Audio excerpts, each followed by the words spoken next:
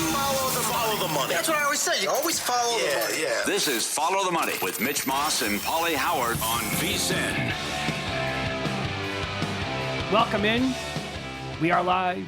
Downtown Vegas, Circa Resort Casino. Mitch Moss, Pauly Howard here on a Wednesday. Thanks for watching on YouTube TV, listening on Sirius XM channel 158, or one of the great affiliates that we have on terrestrial radio here across the country in this hour.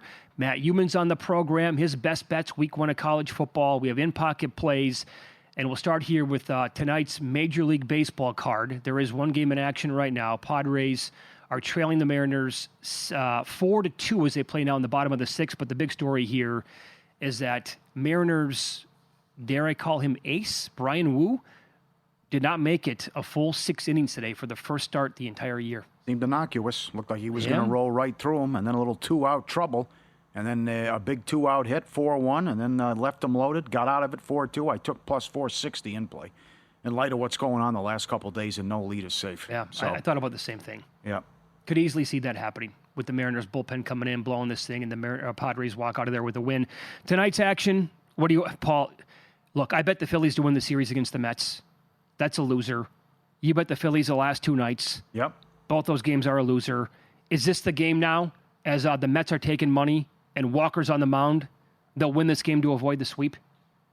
Well, how much do you like the kid here? I mean, this phenom good. that the Mets have, right? He's been so good, they're calling the other kid up to pitch Friday as well and say, why not? The other guys have been bad.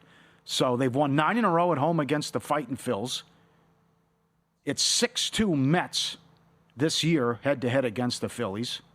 Walker's been good since he came back, but can he slow down this offense now? Because that's been the problem. I mean, it's the runs have been there. You know, it's 3-0 Phillies in the fourth, and then the Mets bats erupt, and then 5 runs last night wasn't good enough, and then the Mets walk it off. Right. So, you're right. How things are going, the Phillies will probably win, but don't want any part of them tonight with the way the Mets are hitting and how they dominated this club at home. Yeah. So this kid also appears to be the real deal on the mound. So in 8 starts since July 8th, and I'll add more to McLean here coming up in a minute, Walker for the Phillies has an ERA of 3.19. Looks pretty good, right? Well, when you dive in a little bit deeper, the FIP is actually 2 runs higher at 5.23. The Ks per 9 are at 5. That is not a good sign right there. 1.7 home runs per 9. He's allowed 3 earned runs or fewer in every single start. So he's been okay, but like the signs of regression are like on the writings on the wall, like it's going to be popping. And it could easily come tonight against the Mets. Meanwhile, McLean, in the 2 starts, he faced Seattle and Atlanta. Mm-hmm. 5 1/3 against the Mariners, 2 hits, no runs, 8 Ks. Against the Braves, 7 strong, 4 hits, 2 earned, and 7 Ks. So with this being baseball, it makes no sense that the Phillies should actually be a good bet, but they'll probably win the game the way it's been going. We mentioned the Diamondbacks at the Brewers. Now, the story here is that McGill is on the IL. It doesn't appear to be anything serious, the closer for the Brewers, but he did have that extended blown save against the Giants on Sunday where he threw like almost 40 pitches and he couldn't hold down the lead, and they lost the game. So the Brewers' bullpen is also extremely taxed at this point. And again, they don't have a day off until next week. They play 30 games in the month of August. Ashby's going to be the opener tonight for Priester. But the numbers here on Priester, good overall, and they're on a, 15? 15, yeah, they're 15-0 when he's on the mound. There you go. Any appearance. And meanwhile, Nelson going here, it's not Ryan, it's Ryan. For the D-backs, 6+ Ks in 4 of his last 5 starts, but 3, 4, and 5 earned runs in the last 3. If you really take any stock into, put any stock into the home road splits this time of year, on the road, which is where he's pitching tonight, the ERA is 5. When he's at home, 2.42. And like the other numbers are also obviously going to be tied into that. They're going to be much worse on the road. So if they go opener into Priester, I think the Brewers are kind of begging Priester to get to at least the 7th inning here. 8th inning, I think, actually. Yeah, so everything's in play here. Sorry. So Ashby starts, okay, whoop-de-damn-do. But this guy, to be 10-0 in the 12 starts, and right, their record. So, and personally, 11-2. So it's the Brewers here in this hot offense as well. See if they can hold a lead. if that comes into play in the 7th, 8th inning. But maybe some runs scored in this one as well. And I'm also interested in the Blue Jays, kind of similar to Priester, but not as good as what they're doing with Lauer. They're 11-3 when he starts. He's 4-0 personally with a 2.73 since the break. And concerns here, though, just like Milwaukee with the bullpen. Mm-hmm. They have the worst bullpen ERA this month, and they blew a game last night. It was inexcusable, unacceptable. Can't lose games like that. So they got Boston breathing down their neck now, too. They better be careful. You can't lose to bad teams and blow games like that. But I think they respond here against the Twins, and they can get to Richardson. And again, Lauer's been solid. They're 11-3 when he starts. Plus money on the run line sounds good here. And then the same thing. What a road trip for the Red Sox. 5-1 so far on the road trip. Only one loss, Sunday Night Baseball. But this Bayo-Giolito tandem and what Giolito did the other night and how well Bayo has pitched. They're trying to get the broom out here on Baltimore. And you would think, I mean, why is he only $1.40? He's been so good, and you'd think they'd be able to touch up Baltimore, but the offense really hasn't been there in this series. It's been the story's been the pitching, right? What they've done, and this great road trip and much needed. Which I can't say this is over now, because Boston's playing good ball with a manageable schedule down the stretch. By the way, this is why I'm not a big fan of the new schedules in baseball. I want these teams in the division to be playing each other much more than what they do. I want to go back to be playing like 19 times. Because I want the Red Sox and Blue Jays to be on the schedule like 6 times in the final month, like, you know, and every team in the division basically. So is this the fishy game of the night? Not only, Pauly, you brought up the number there on the money line, but the Red Sox open minus 160. I see now as low as minus 132 here on the screen. That qualifies. The fishy number of the night last night to us was the Cubs. Yeah. And guess what happened? Mm-hmm. I'm going to come back with the Royals. That's just a horrific loss by the White Sox, demoralizing. Your pitcher goes 7 innings, shutout ball, 1 hit, and he can't win the game, and you blow it in the 9th. So Royals not out of this and getting disrespected. That's a very easy schedule for them coming up. They closed with some tough teams, and they still have 3 left against Seattle. But to be plus 460, 450 to make the playoffs when you're only 3 back, and we'll see if Seattle can hang on here. I think that's doable, and I think Savale's been bad since the break. And Bobby Witt is on fire. So you want to take his props as well. During his 15-game hitting streak, he's hitting almost 400. And I wouldn't put you off Witt props tonight as well. And I think the Royals are a good price at $1.30 that they finally broke out of. Remember, they were shut out to start this series, and then bats didn't come alive till the 8th inning last night. So I think Kansas City's a good price tonight on the road. Did you bet that prop again today, that we would not see a shutout? No, because the early games. They got me again. The first 2 games were shutouts. Shutouts, yeah. This is something you never... How do you put it? When will you jump and put your toe in the water? I'm not going to. How about 6-1? Will you take 6-1? Will you get interested? Will every team score a run 6-1? Okay, I'd be interested. That's your price? Your buy price? 5-1? 750, something like that. I mean, you look up the first 2 games shutouts last night. Giolito and then Cleveland wins 3-0. It's crazy. It's amazing. It's something you never think about till you look at the menu and DraftKings put that prop up. Be like, my God, there's a shutout every single night. How does this happen? Yeah. So how about this? The Astros with Valdez at home taking on Dollander and the Rockies. And again, yesterday we're joking around on the air. My God, you can't even find plus money on the Astros minus 2.5 runs. You had to lay 3.5 to get plus money. What happened? They lost 6-1. Brown was awesome like all year and at home. Didn't matter last night. And they couldn't hit Gordon, I know. I know. So Valdez opened up 345. He is down to minus 275 right now here at Circa. As he should be. Rocked in Detroit for 7 earned in his last start. In the month of August, 4 starts, 0-3, 7.33 ERA. The FIP is still almost 5. Not striking out a lot of guys, walking a lot of guys, and he's also been very unlucky, which should come back with the batting average of balls in play. But again, we were joking around yesterday about the game, but I can't really disagree with bettors out there taking higher than 3-1 in the Rockies in this game. Tale of 2 seasons. I mean, the guy couldn't lose, and the team couldn't lose when he was on the mound, and now he's a mess. He's not getting any run support, and then the ERA of 6 and change here. So it's they might blow him out, but it's way too high based on current form and how the Rockies have been hanging in there and winning some games. So, you always get people that say, you give me high plus 250 or higher in a baseball game, I got to take it. Right. So the plus 310 came in, and now you're getting a juicy return in this one. Good night session as well. Like these late games. Now they're playing. That's a 5:10 first pitch at Dodger Stadium for Ohtani bobblehead night. Is it 5:10 or 5:40? You're right. It's 5:40. And then the Cubs game and the A's game. And how about this story in Sacramento? They have the second best record in baseball since July 24th, and they're trying to sweep the Tigers. This offense can hit. I'll tell you what, the Tigers are super lucky. Like the Royals and Guardians could never put it together. Right, they were right.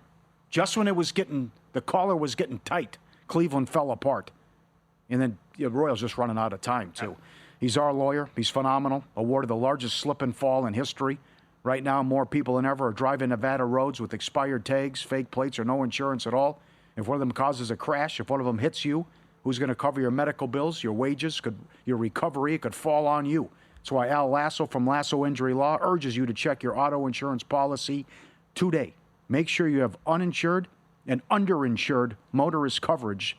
It's about protecting yourself when others don't. If the worst ever happens, know that Lasso Injury Law is here for you. 702-625-8777, free consultation. No runaround. Real people ready to help. No voicemail. Lasso Injury Law, they fight for you because your future matters. LassoInjuryLaw.com or 702-625-8777. Al Lasso is the man. The guy has done really well, actually, in previous contest years out here in Las Vegas. NFL games against the spread. Knows what he's doing. As we roll along here on a Wednesday, it's Follow the Money on VSiN, the Sports Betting Network.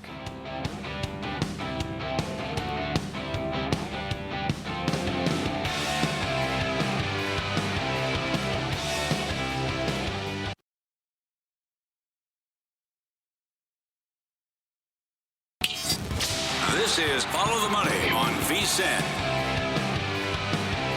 Welcome back. We're live in Vegas.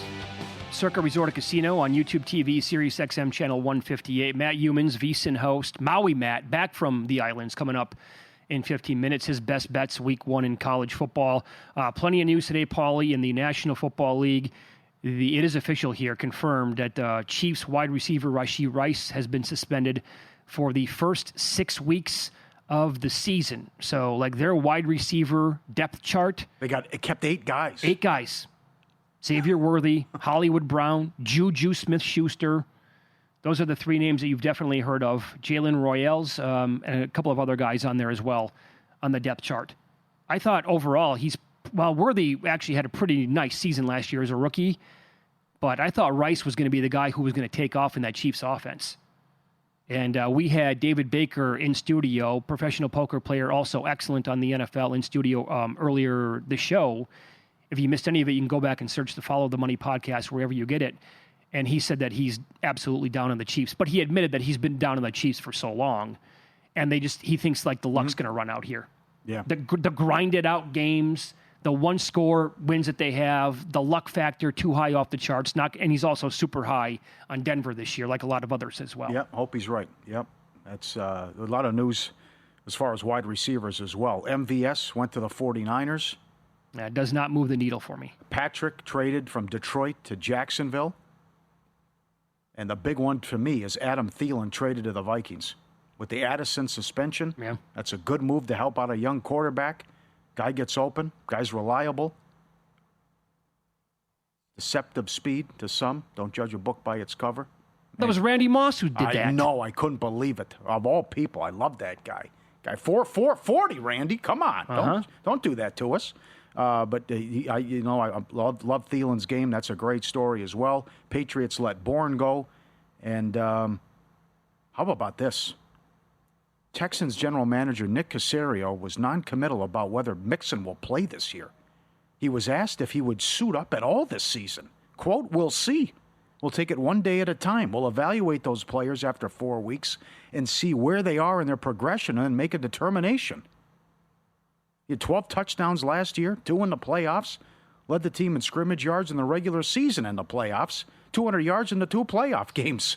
And he's out the least of the first month. All right, so here's the guy that you want to circle if you're not aware of this. I'm sure many of you are, but if you're not, in that running back room, and I'm drafting fantasy leagues. I was in 3 at the same time last night. I'm just like, Mitch, what are you doing? This is too many. It's just stupid. Yeah. That was a mistake. And I have 2 more coming up at the same time, I think, tomorrow night and then next Monday. But anyway, in a deep league. Yeah, so I was in a guillotine league, right? So that we're talking, this is going to be a deep league. It's 18 teams, then you get chopped, but you have to draft. You're drafting a ton of guys. I took Woody Marks in one of my leagues last night. So he's currently listed as the 4th running back on the depth chart. That's behind Nick Chubb, Damian Pierce. Yeah, but Chubb doesn't look good, right? Well, that's according to some, yes. Yeah. I think Woody Marks is the guy that you, again, in a deeper league, he's the guy that you want to maybe take a flyer on. Where's Ollie Gordon going? Oh, I took him. I poached him last night in one of my leagues. Good poach. And I pissed off somebody, too. Good. It was late. I think I took him 13th round, and somebody said, damn it, I thought I was going to get him at the end of this round. I'm like, I had to take him. Couldn't wait any longer. Good job. Let's go ahead. Yeah, Chubb. How about your guy, Pierce? Remember, he was the cat's meow coming out? Yeah, he was. I can't bank on that. Can't do it? Okay. No, too many issues there. So when you go back and look at the Vikings overall and you like the move for Thielen, I think it's a really good move for them. Again, McCarthy's going to have Justin Jefferson, Adam Thielen, TJ Hawkinson, Jalen Naylor, and the backfield, it consists of Aaron Jones and also Jordan Mason. Once Addison comes back from his suspension, don't you you have to love those weapons for McCarthy? He's in an unbelievable spot this year. Yeah. Are you going to have a strong opinion on that opening Monday night game? I'm just going to sit back and enjoy that one. We do the half-hour pregame. And that thing's awesome. No more. I got that. If I know the league like I think I know the league, the Bears win this game. Free beers on me. Free beers, yeah, yeah. Hey, nothing I can do. I would give the people the beers, but I can't be here all the time, right? Mm-hmm, sure. That's a bad beat, but I'll still honor it if you come down and I'm here. Absolutely. So that's a great Monday night game to start. That's phenomenal. Yep. And the sky is falling. Whoever loses that game too, if it's by margin. Well, if the Vikings win in a blowout, the pressure's already going to be on. And that's going to go. What if Caleb Williams looks really, really bad? I know. And you brought up Jacksonville as well, adding Tim Patrick. So here are and I'll go one more year here with Trevor Lawrence. One more year. Because Liam Cohen, I think, can work wonders potentially with him. And, Paul, the weapons now, Brian Thomas, I'm like the president of the fan club. Travis Hunter, De'Ami Brown, who I loved last year with the Commanders. Yeah. And now Tim Patrick to go along and add some depth. And Bigsby out of the backfield. Yeah, Bigsby, Etienne, and also that rookie Tootin. Our lady friend Mia O'Brien loves him. Yeah. Rather, Bigsby. Like that's a good offense. Right, we'll see. All right. I gave up on him. But now we'll see if Cohen can fix him, but not a fan of the quarterback. Dan Graziano today, ESPN.com. A surprise for every team. I'll go rapid fire. Don't be surprised if the Giants lead the league in sacks. Okay, I can absolutely see that. So all this talk from my Giants source, Dart looks unbelievable, Scatterboo's the talk of camp, running people over. The other one, too, is what Carter's doing. He's going to be a force. Yeah, they can get it. They're going to get after the quarterback, and they have a bright future, no doubt, with the weapons. Don't be surprised if Colston Loveland's a huge part of the Bears' offense. It's what I got you on vacation. What's the guy Brad Biggs said. Yep. Finally, they're throwing to the tight end, and that's big. He's a star, and that's also have to drill that in Williams' head. Get it to him. You have to go back and look at what Ben Johnson did with the Lions and Sam Laporta. Yes. When he came out right away, the guy was absolutely fantastic and a huge part of that offense. And here's another one, too. Slot receivers with Ben Johnson, like Amon-Ra St. Brown, he killed it the last couple of years, right? Johnson designing plays, getting them open. That's why I know a lot of fantasy guys are super high on Luther Burden. Like, there's no excuse here. Yep. Williams has every weapon in the book to work with. Got to get it done. Don't be surprised if Gibbs is the top-scoring fantasy running back. And don't be surprised if Jordan Love is an MVP finalist. If Jordan Love is an MVP finalist? Too aggressive? Oh, that's one of the hottest takes I've heard the entire offseason. Yeah? He's got weapons. They like Golden. Good running back. I don't know, man. I'm just not convinced on the guy. Watson's hurt, though. All right, fair enough. Don't be surprised if Jordan Mason leads the team in rushing. Please. Touchdowns. Don't be surprised if he leads the league in touchdowns. That's what we're talking about. Don't be surprised if the Falcons trade Kyle Pitts. Okay, I could see that. Did he have any takers in there? Or would that be like almost league-wide? No takers. It's just about the contract is and no production. You know what? I'm going to die on this hill. I think Kyle Pitts can actually play. I think in the right spot with the right coaching and the right system, I think Kyle Pitts could be a factor in the NFL. Don't be surprised if Emeka Buka's the Bucks' leading receiver. Okay, I'm on board. Godwin could miss the first couple weeks or longer. Yep. I got in my 2 drafts last night that were both on Yahoo. I did another one on a different site. I got a D and an F grade for my grades. And I don't really care because I've got an A+ before and my team stunk. I took the reason why they hated my one league is because they said I reached for Egbuka. All things considered, I did not. Yeah. Don't be surprised if the Seahawks defense keeps him in the playoff race. That's aggressive. Yeah. No? No, maybe a little aggressive, yeah. Yeah, okay. Don't be surprised if the Bills make a trade or two to improve their defense. I'm okay. Must sure, do why that. not? The window is now, boys. Yeah, okay. Now I'm surprised. Don't be surprised if the Dolphins are actually a wild card contender. I just think that Tua Hill relationship is disintegrated. And what if everything goes right for the the team this year? Boy. And Tua doesn't get hurt. He I'll say plays it this. like in every game. You better win week 1. If you can't go to Indy and win, then that says a lot about what you are, and right? You got to win that game. They're a better team to me, so. Don't be surprised if the Jets lead the league in rushing. If the Jets lead the league in, well, They're extremely high on second-year running back Braylon Allen. Well, they can't throw the ball. Well, that and also how many times will Justin Fields take off? That's another one. Yeah, Yes. right. Yeah. Oh, these are good though. I like it. Yeah. Don't be surprised if rookie tight end Harold Fannin Jr. is a beast. Catches a lot of passes. Oh, He's yes. got to. Come on. What do you have at Bowling Green? 117 receptions? I just have 1,500 yards? Yeah, Come on. I mean, Paul, remember it was a thing of beauty when Flacco came in 2 years ago, and he finally unleashed David Njoku.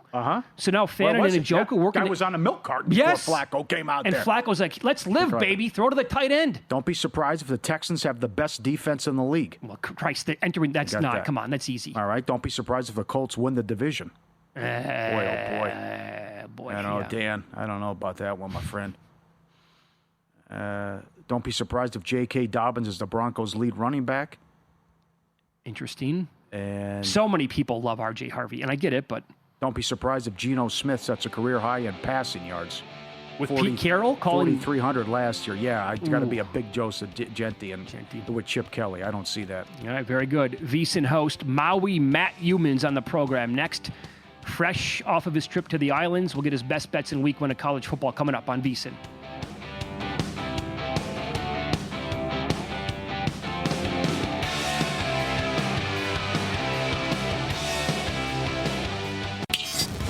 This is Follow the Money on VSiN. Time for some best bets in week 1 college football here. Fresh off of his trip to the islands, Maui Matt Youmans joins the program now on the Progressive guest line. Matt, that was awesome last weekend with you and Tim out there for the Hawaii-Stanford game. Yeah, it was. It was a great trip to Hawaii. I just got back this morning, but a lot of thanks to Timmy Chang, Hawaii football coach, and a lot of people around the Hawaii athletic department for helping us pull that thing off. And it's funny how a 24/7 sports betting network was welcomed with open arms to a college football campus. Yeah. They were thrilled that we were, broadcasting out there on Friday and Saturday, and that was great to see. It was great for VSiN to hit the road, and it's also nice to see, the sports betting network being accepted on college campuses like that. Well said. Have you signed up for the college football contest at the Westgate yet? And how many entries do they have as we speak? I signed up probably about 3 weeks ago. I got 5 entries. I was talking about this with Paul Stone. I don't know what the right number of entries is, but I really didn't want 10. I don't want to fill out 10 entries in that thing. I don't know how many different cards you can come up with every week, but I went with 5. And I just spoke with Jeff Sherman over at the Westgate about a half hour ago. And Westgate's at 917 on the Super Contest College. Ooh. I know initially I predicted 3,000 entries. I think Chris Massero came in and predicted 4,500, and Rex Byers said 5,000. We're all going to be way off on this. It's going to get over 1,000. And one really attractive thing about this contest, I was talking with John Murray about it too, you can put your plays in on the app. You don't have to go in every week. I really think some of the aspects of this contest have been underreported. The Westgate's not marketing it. If you look at the circuit contest, the way the numbers are exploding, and we're sitting there, we're surrounded by it. every day, and I thought that might happen with the Westgate College contest. It did not. Westgate's put zero marketing dollars into its contest, kind of relying on social media and networks like ours to promote the contest. And like John Murray said, it's not going to get there in the first year. He thinks the interest is really going to peak in year 2 and year 3, but it looks like it's going to get over 1,000. I'll agree with what he said at the end. Absolutely. Okay, UNLV almost lost as a 30-point favorite. Now they hit the road Friday to take on Sam Houston. They're pretty good. They did a better job offensive, at least what I thought, because they were so bad last year on offense. But Sam Houston had some success against Western Kentucky. What do you think of the UNLV laying doubles here? I think it's too many. I took 10.5 with the Bearcats with a K. Hey, they led Western Kentucky 24-20 early in the third quarter. Ran out of steam, gave up the last 21 points of game. But if you look at Hunter Watson, their quarterback, he had 300 total yards, 209 passing, 91 rushing. Alton McCaskill was a good running back, 72 yards, 6.5 per carry. And the Sam Houston run defense was sturdy, allowed 105 yards on 35 carries, 3.0 per carry. The pass defense is what got exposed for 401 yards. But I don't think UNLV's quarterbacks can expose that pass defense. If you watch Anthony Calandra and Alex Orji in the first game, they're not going to light up defenses through the air. I think this UNLV defense has got some serious problems. I wouldn't be surprised if the Rebels drop this game on the road. I think there's still a 10 out there you can get. But this is going to be a really tricky spot. I would be surprised if the Rebels do cover this on the road. I like Sam Houston plus the points. Matt, what do you make of the Boise number as of right now playing at South Florida? That game's going to be like in the second quarter at this time tomorrow. It starts at 5:30 Eastern. And again, down to 5.5 at a lot of books now, opened up at 10. And we've kicked this around several times on the show today. Like, what's that number right now if Genty actually was back and playing with Boise this year? That's good. Right now, the number if Genty was back would be definitely over 10 where it opened. I think, what do you think it would be, 11? Well, 11.5? There's no way it would be this. I mean, come on. It would not be dropping. Absolutely not. No way. No, it would not be dropping. And here's the thing. I talked about this on our show last week. The heat and the humidity in South Florida is really going to get to the Boise Broncos in the second half of this game. There's no way you can simulate this in practice. If you've been down in Tampa, and I know you guys have, it's suffocating, the humidity and the heat. And that's I think, going to be a big issue. It's something I'm going to look at as a live bet in the second half of this game. Now, if you had Ashton Genty on the field, he could wear down the South Florida defense, and he could kind of slow that game down, shorten the clock. I think Boise would have a much better chance of pulling it off. My problem here is I like South Florida in this game initially, getting 10. And this number's dropped all the way to 5.5. It's getting to the point where I might actually think about putting something on Boise tonight. I got to look at this game a little bit more, but I'm a little disappointed myself that I didn't grab the 10 with South Florida initially, so now I'm not quite sure what I'm going to do with the game. You think Buffalo is feisty when they take on the Golden Gophers, catching 17.5, 18? Yeah, I do. I actually bet Buffalo too. Pete Limbo's a good coach. Won 9 games with Buffalo last year. Taquan Roberson, a quarterback, Al J. Henderson, a running back, 2 of the best at their position in the MAC. They also got a strong defensive front, talking about the Buffalo Bulls. Kobe Stewart, Deion Crawford had a combined 18 sacks last year. This is a really good Buffalo team. And I know Minnesota looks good on paper, but I think Minnesota's got a lot of new pieces that I've still got some questions about here. I wouldn't be surprised if this is a MAC underdog that puts a big scare into the Big Ten favorite here.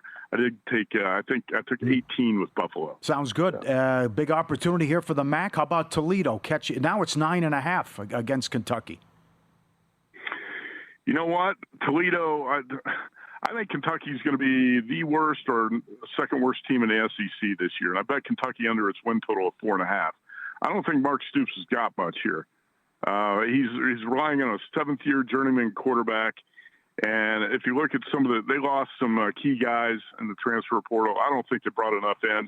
I think Mark Stoops is running on fumes. This is going to be his last year at Kentucky.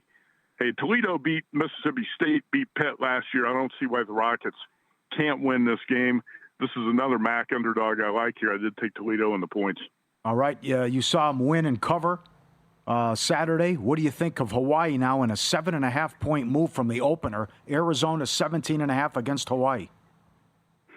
Yeah, you're right, Paul. Hawaii covered, and I'm still sweating. I was sweating that one out on Saturday, and still sweating that one out. That was a great win to get, but it was not easy. And I'll tell you this: I think this is a horrible spot for Hawaii.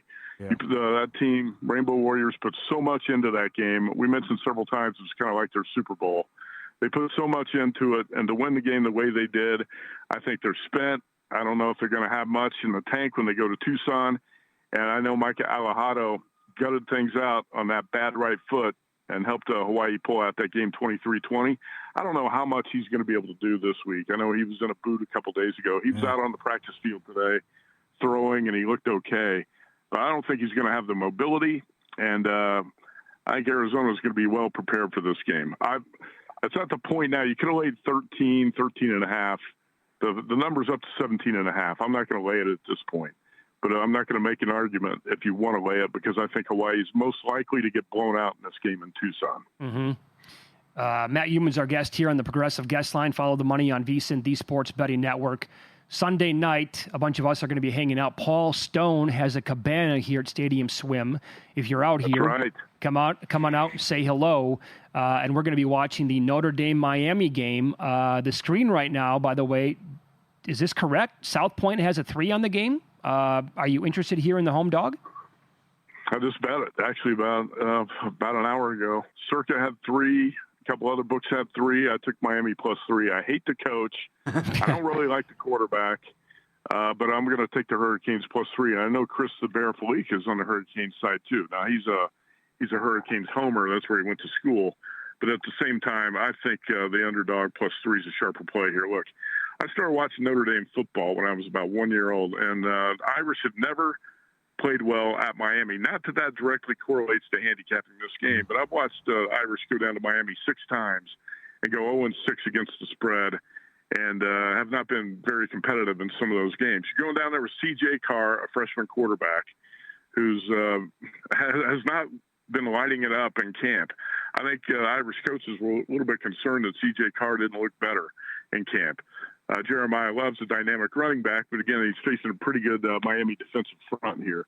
A quarterback's got to make some plays. I think this probably be a pick'em game, similar to how I felt about Iowa State, K-State last week. I'm taking the Hurricanes +3 here, even though I don't like Mario Cristobal or Carson Beck.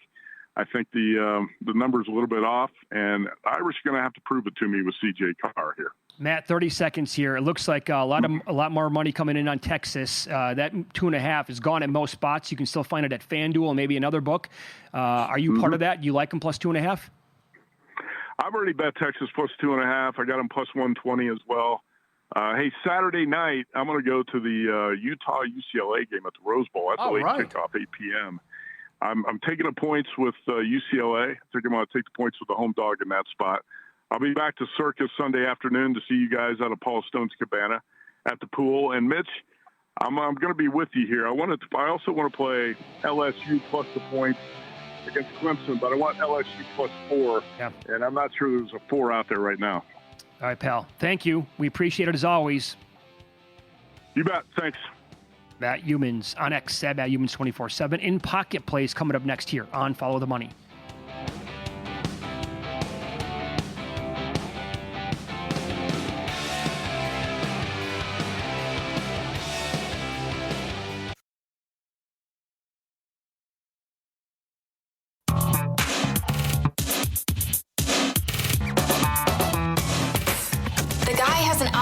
To determine the winner of any given college basketball game. Someone gives you 10,000 to 1 on anything. You take it. Take it. Take it. I bet you $20 I can get you gambling before the end of the day. No way. I'll give you 3-1 odds. Nope. 5-1. Nope. 10-1. You're on. Phillies score 5 runs. Not good enough. Mets beat them for the 9th straight time at home. That's a loser. Easy winner with Rakia Jackson for the Sparks. A bad job by Plum. This gal should get 20 shots a game. She's deadly from 3. Hope she's okay. Left the game in the 3rd quarter with an injury. They lost the game. She had 21, I think, when she left. And they got a big game Friday night, as Mike Paul mentioned, and he bet them against the Fever. And all teams to score +475. No good. A plethora of shutouts again in Major League Baseball. To the new plays. All tickets cash the same. Salford City, this is League 2 on Friday. Cheltenham Town is a disgrace. They are 0-5 on the season. They have scored 1 goal and conceded 11. Salford City Friday afternoon. Saturday, League 1. Exeter City were opposing Peterborough. They have scored 2 goals on the year. And they have 1 draw, that's it, to show. And the Royals to make the playoffs, plus 440. And last check, it's 4-2 Seattle, by the way, in the bottom of the 8th. As I also lean Royals tonight as well, like the Royals to beat the White Sox. There you go. Good luck. All right, Pauly, onward, upward. Yeah, Phillies lost a series to the Mets. That was part of a hedge on the Brewers' most wins in the month of August. No good. And then here's the baseball summed up for you this summer. Hurston Waldrop had been awesome since he was called up by the Braves. Right? Going out there, no problem, cruising along, 6-7 innings, striking out 6-7 guys every game. Took on a Marlins team that over the past week, they were striking out more. Opposing pitchers were 7-1 over their K prop. The one guy that did not go over was Spencer Strider the night before. He only had 3. But his arm problems are well documented. He's talking about it, not the same guy with the fastball. Waldrop goes more than 5 innings last night. Strikes out 0 batters. In a nutshell. Good. Major League Baseball 2025. He pitched well, though. He did. Just the K's weren't there, yep. And then the madness of the 9th inning if he had the under. Oh, yeah. God. So I was going to go Buffalo, Minnesota full game under, but this is moving. 44.5 is still available at some spots, not many. And that could be a key number in football. 44, 43, 45 in that range. So it's generally 43.5 at most spots. I'm going to go first half under 23.5, which is available at several spots as we speak. This is going to be a meat grinder type of game, I think. Buffalo with a good returning defense overall. They were much better on the ground than they were in the air last year. And you know how PJ Fleck likes to play in these typical kind of like low-scoring games in general. And they have played in some doozies. Like they had a 14-10 loss to Bowling Green a couple years ago. They have a tendency to get involved in these low-scoring games, play solid defense, run the football. Like the quarterback's a total unknown for Minnesota. So I expect it to be kind of hard-hitting, not a lot of action. That's what I'm hoping for anyway in the first 30 minutes of the game. So give me the first half under 23.5. All right. And a home run for Roman Anthony for the Red Sox early on. Boy, is that kid good. G-Bank, built with sports bettors in mind. Right now, you can earn a $50 cashback reward bonus once you're approved and your account's open with the G-Bank Visa Signature Card. Most credit cards, street sports books, and gaming transactions as cash advances, even when it's your own money. G-Bank treats them as regular purchases. No cash advance fees, saving up to 3 to 5% on every deposit. Plus, you'll earn 1% cash back on all eligible sportsbook and gaming transactions. 2% cash back on everything else you buy. Apply now. VSiN.com/GBank. VSiN.com/GBank. 1 out in the 9th. 4-2 Mariners. You want to get nuts? Padres are 22-1 in play. And Grimsby Town beat Man U on penalties 12-11. They're the 4th-tier soccer club. It's the first time ever Man U has been eliminated from a cup competition by a team from England's 4th tier. Draw was plus 850. Who knows what Grimsby Town was to advance. But they do it 12-11 on penalties. And another low for Man U. Well, so... Actually, probably an historic low. And Luke, you do this stuff every single day pretty much. You can talk in my ear. But like typically when a team like Grimsby is 20-1 on the money line to win the game, which again, they were up and had a 2-goal lead late before it eventually was ruled a draw, and then they won in penalty kicks. They were 350 in play only. Yeah. But, so what would a 20-1... Again, I'm not a soccer guy. I like watching it. I don't bet it very often. I love listening to the analysis from Nigel and from Meatman when they're on. Like, what's the number to advance? Luke says about 12 to 15 to 1 in that range. Yeah, okay. And so when he was on live, Meatman was 2.5 hours ago, he said a live look here at the over is definitely worth a bet. And I couldn't even get the bet in because it was 30 seconds later, Man U was on the board. And they scored again. And so it was 3.5 at the time. And then the draw was 4-1, which we talked about. That came in. And I think some people were actually able to get down on that before they scored their first goal. Need more live sporting events during this show. Yeah. And we're going to get it tomorrow with Boise State. Unbelievable, right? Yeah. A little too early.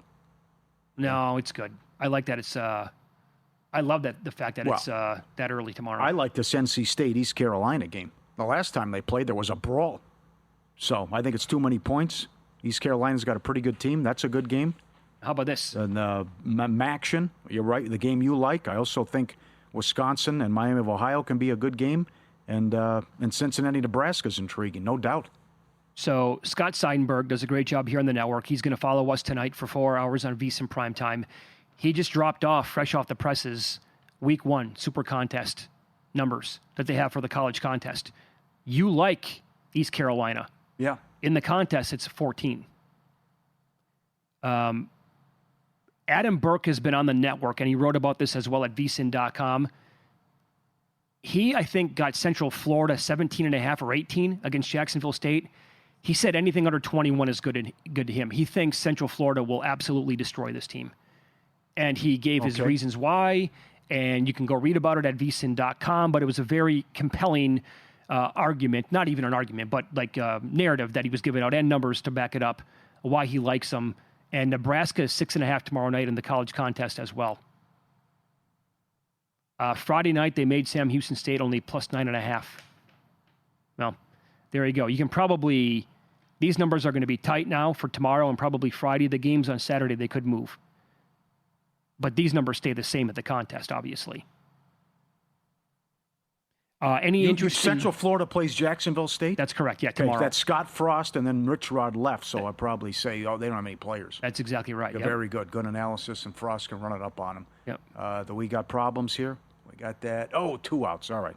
2 outs for the Mariners. Tip jar's open tomorrow. We met the real Mr. ACL for the first time. He's always heavily involved in this segment. It's great. Sponsored by Mama's Pizza. Be creative. Send them in. It's football time. Let's go. Let's see your future parlays and send them in tomorrow. We'll do that. Mike Montesano's on to talk futures, and Adam Rittenberg as well on a big day in the Big Ten and a good start to the college football season. So send them in, ftm@vsin.com, ftm@vsin.com, or tweet at us as well. Mitch and Pauly's Pizzeria Tip Jar, sponsored by forget Best Pizza in Texas, Best Pizza anywhere, Mama's Pizza. Looking forward to that tomorrow. Yeah, so a bunch of games on the docket that we're going to kick around tomorrow as well. You think that the Wisconsin game can be close overall. How about that total in the game where it's hovering? A low total, yes. It's very low. 39.5. Yeah. Uh-huh. In fact, shop around because it's all over the map now. Some of these exchanges, by the way, are still offering, like ProfitX, they have 39.5. It looks like Sportsbook's taking some money here, up to 41 now in the game. Jeff Staples on X. I've lived in Florida all my life in the Tampa Bay area. It's never been this hot and humid as it is right now. It's unbearable, even at night. Well, they're getting creative in practice. Well, they said the same thing last year when they took on Georgia Southern, too.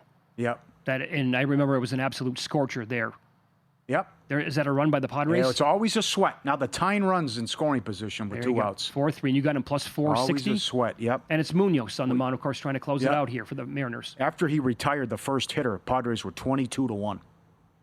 So now 2-out trouble here. It's no every lead game. Is safe. It is. No lead is safe in baseball, except if you had the Braves today. Will we ever see another Mariano Rivera? No. No way. Anybody even close to him? Or you'd have to be on some juice. You have to be. What Gagne was doing. And by the way, untouchable. You can get a guy like that for 3 years. Yeah. That's not what I'm talking about. Yeah, you can. Yeah. Johnny come lately. Goodbye. Yeah. I'm talking about a guy who can do it for a decade plus. I don't know. I doubt we ever see it ever again. Look at Duran already. Look at the last 2 appearances by that guy. Yep. All right, stay tuned. VSiN Primetime next. Scott Seidenberg for 4 hours. Cashing Out follows. Dustin Sweetelson. Wake up tomorrow early, 7 a.m. Eastern with Dave Ross, Jensen Lewis. Good luck with the bets tonight.